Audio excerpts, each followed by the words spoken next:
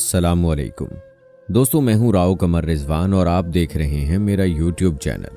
मैं अपने मनपसंद महकमे में मुलाजमत पाकर बहुत खुश थी। मुझे बचपन से ही पुलिस ऑफिसर बनने का शौक था। एफए के बाद मामू ने बताया कि महकमे में खवातीन सब इंस्पेक्टर की आसामियां निकली हुई हैं, तुम चाहो तो अप्लाई कर दो। बड़े साहब से मैं तुम्हारे लिए सिफारिश की कोशिश कर दूंगा। पुलिस ऑफिसर बनना तो मेरा ख्वाब था, मुझे खुद पर एतमाद भी था। मैं एक मेहनती लड़की थी और दर्दमंद दिल रखती थी। खवातीन की जिंदगी के बारे में दर्दनाक वाकयात पढ़ती तो दुखी हो जाती। सोचती थी कि आखिर कब हमारे वतन की खवातीन को इंसाफ मिलेगा, इनको जुल्म से निजात मिलेगी। अहद किया कि अगर मुझे पुलिस के महकमे में नौकरी मिल गई तो ज़रूर अपने हम वतनों के लिए हक और इंसाफ की आवाज़ बनूंगी। मेरी लगन सच्ची थी, तभी मुराद मिल गई। इंटरव्यू में सब इंस्पेक्टर के तौर पर सिलेक्ट कर ली गई। तरबियती कोर्स के बाद मुझे अपने शहर के एक ऐसे पुलिस स्टेशन में तैनाती मिली जहां खवातीन ही ऑफिसर मातहत थीं। बताती चलूं, उन दिनों खवातीन के पुलिस में भर्ती होने का सिलसिला नया नया चला था। एक रोज़ अपने घर के लॉन में बैठी चाय पी रही थी कि पड़ोस की कोठी से उनका माली दीन बाबा मुझसे मिलने आया। उसको अच्छी तरह जानती थी, कभी ये हमारा माली भी हुआ करता था। तब मैं 5वीं जमात में पढ़ती थी। रुकैया बीबी, आपसे ज़रूरी काम है। हाँ हाँ कहो, मैं बोली। वो रोकर बोला, बीबी आप महकमा पुलिस में इंस्पेक्टर लग गई हो, सोचा आपसे मदद के लिए दरख्वास्त करूं। अपनी सी कोशिश तो करके देख ली, किसी सूरत सुनवाई नहीं हुई। रुकैया बीबी, यहाँ भला हमारे जैसे गरीब की कौन सुनता है। हाँ बाबा कहो तो काम क्या है।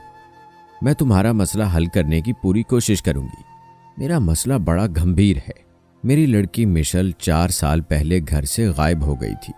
बहुत तलाश की, फिर भी उसका पता न चला था। अब किसी जरिए से मालूम हुआ है कि जिस बदमाश ने उसको अगवा किया था उसने उसे लाहौर की हीरा मंडी में फरोख्त कर दिया। मैं वहां पूछते पाछते पहुंचा, अपने तौर खोजने की कोशिश की, मगर मुझको लड़की की कोई झलक देखने को ना मिली और न किसी ने बताया। जरूर उन्होंने उसका नाम तब्दील कर दिया होगा। बेटी, तुम्हारे आगे हाथ जोड़ता हूं, खुदा के लिए मेरी मदद करो और मेरी बच्ची को वहां से निकलवा दो। दीन बाबा ज़ारों के तार रोने लगा। मुझको बहुत अफसोस हुआ। गरचे ये बात मेरे बस की न थी, मगर उसकी ज़ैफ़ी पर तरस आ रहा था। मैंने वादा कर लिया कि हर मुमकिन कोशिश करूंगी। मेरी नई नई मुलाजमत थी, अभी इतनी जुर्रत न थी कि उस बाजार में कदम रखूं जहां गंदगी हुस्न के लिबादे में बिकती थी। मुझको उस जगह की कुछ मालूमात भी न थी, बस यही सुन रखा था कि ये वो बाजार है जहां हुस्न बिकता है और जवान लड़कियों के दाम लगते हैं। मैं उस जगह जाना ना चाहती थी, मगर एक दिन सोचने के बाद मैंने अपने स्टेशन की खातून डीएसपी से मदद की दरख्वास्त की। वो कहने लगी, मैं जानती हूँ रिपोर्ट होने के बावजूद हमारा महकमा कुछ न करेगा, क्योंकि फरियादी एक गरीब बूढ़ा है। ऐसों के इल्तिजाओं पर कब कान धरे जाते हैं। हम मगर अब इस बदनामे ज़माना महकमे का एक हिस्सा हैं जिस पर रिश्वतखोरी का लेबल लगा हुआ है। लिहाजा हमें अपने तौर पर इस केस के लिए तगोदौ करने की ज़रूरत है। मैंने मैडम से कहा, बेशक हमको ख़वातीन की मदद के लिए ही मुलाजमतें दी गई हैं, फिर भी क्या ये बेहतर नहीं कि अपने साथ किसी मर्द ऑफिसर को शामिल तफ्तीश कर लें। हाँ तुम ठीक कहती हो। एसपी साहब बहुत मुखलिस और दयानतदार पुलिस ऑफिसर हैं, मैं उनसे मशवरा करती हूँ। हमारी मैडम ने साहिब का नंबर मिलाया और उनको इस मामले से आगाह किया। वो बोले, पहले मुझे वहां जाकर मामले की जांच कर लेने दें और केस बनाकर फाइल भिजवा दें। लड़की की फोटोज वगैरह हों तो वो भी उसके वालिद से लेकर फाइल कर दें ताकि मिशल की खोज में आसानी हो। मैंने दीन बाबा को बुलाकर फाइल का पूछा। उसने बताया, जब मिशल अगवा हुई थी तब मैंने पुलिस में रिपोर्ट लिखवाई थी। वो फाइल मेरे पास है, तमाम नकुल मौजूद हैं, फोटो भी है। दीन बाबा जो जुबानी जानता था बता दिया। मैंने उसका बयान लिख लिया और मुतल्लिका मामले से वाबस्ता कागजात माए नकुल ले ली और फाइल मैडम को दे दी। उन्होंने फाइल एसपी को भिजवा दी। फाइल का मुतालिया करने के बाद हमारे ऑफिसर साहब ने बूढ़े दीन बाबा को अपने ऑफिस तलब कर लिया और जुबानी उनके साथ बातचीत में मजीद जो मालूमात वो लेना चाहते थे ले ली।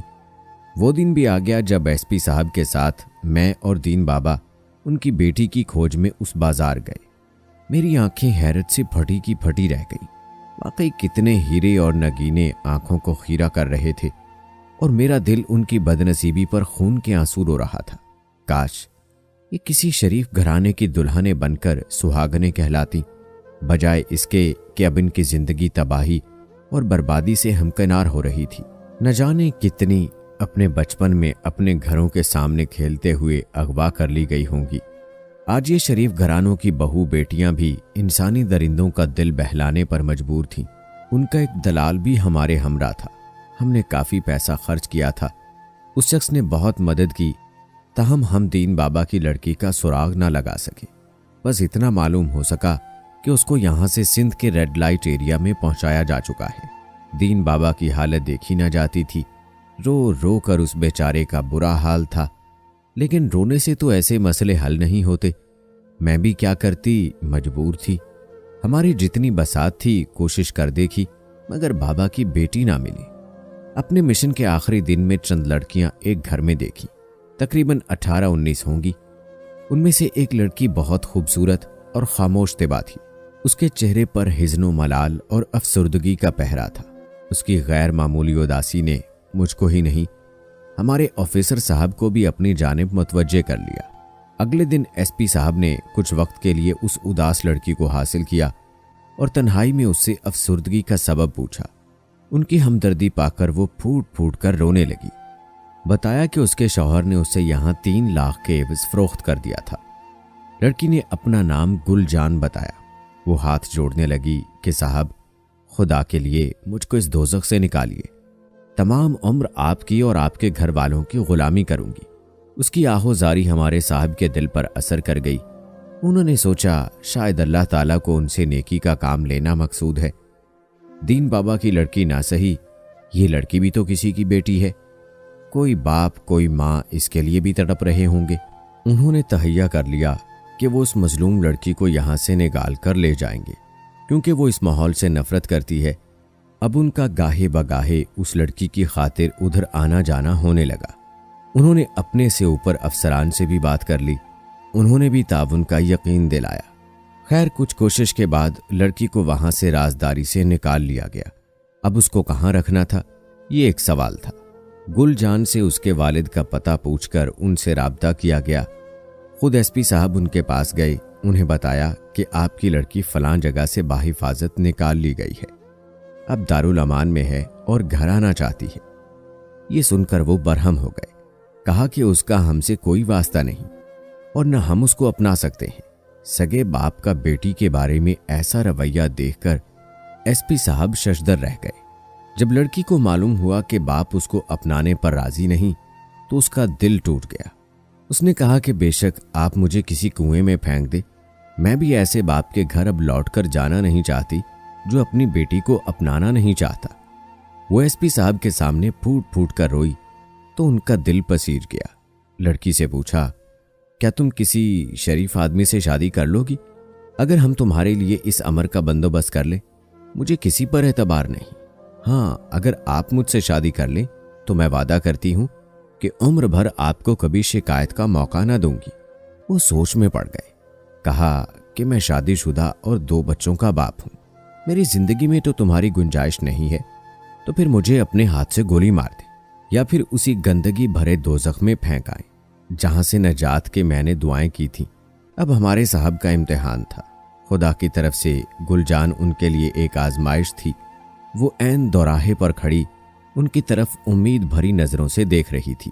उस लड़की ने उनका सहारा लिया और शायद उनको दिल में बसा भी लिया, लेकिन उस मर्ग से निकलने के बाद भी सुकून ना मिला। एसपी साहब एक बार फिर से लड़की के वालिद के पास गए और उनको सोचने पर मजबूर किया। बिलाखिर उस शख्स ने कहा कि उसकी बेटी को उसके हवाले कर दिया जाए। एसपी साहब ने समझा बुझाकर बेटी को बाप के हवाले किया और कहा कि आप अपने किसी अजीज से इसका रिश्ता करा दें ताकि ये अपने घर में आबाद हो जाए। गुलजान के बाप ने अपने भतीजे को इस अमर के लिए राजी कर लिया और एसपी साहब को फोन किया कि आप आ जाएं ताकि इस नेक अमर में आप भी शरीक होकर गवाह बन जाएं। उनको निकाह में शरीक देखकर लड़की का दुल्हा आग बगूला हो गया। उसने अपने चाचा से कहा कि ये शख्स क्यों कर तुम्हारी बेटी का रखवाला बन गया है, अब निकाह में भी आ पहुंचा है। मुझे इसका यहां आना और तकरीब में शामिल होना गवारा नहीं। आखिर इसको तुम्हारी लड़की का इतना ख्याल क्यों है? मुझे दाल में कुछ काला नजर आता है। बेहतर है कि आप इस शख्स से ही गुल की शादी करवा दीजिए। एसपी साहब ने उसको समझाने की कोशिश की कि मेरा गुल से कोई ताल्लुक नहीं, मैं तो महज इंसानी हमदर्दी के तहत इसकी मदद करता रहा हूं।